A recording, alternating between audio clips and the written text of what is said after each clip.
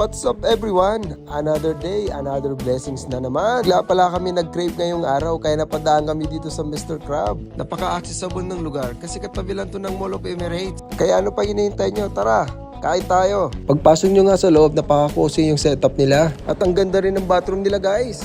So yun na nga guys, para makapag-order kayo, iscan nyo lang yung menu dyan sa QR code. Yung in-order pala namin dyan ay isang malaking platter. May kasama ng iced tea, tsaka unlimited rice. Ang kagandahan dito guys, sa tabi lang kayo ng kalsada at kitang-kita yung mga dumadaan. And take note guys, mabilis lang yung serving nila. Wala pang 5 minuto at na-prepare na nila yung pagkain namin. Tignan nyo naman guys, ang dami niyan. Good!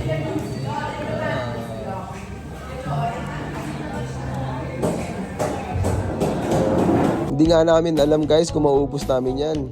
Pero tara, sige, kain tayo. So yan na nga guys, pinagana ng pampaasim ng asawa ko. Naku, sobrang sarap nito. Happy birthday, Timon. Hello ka. Timon, happy birthday.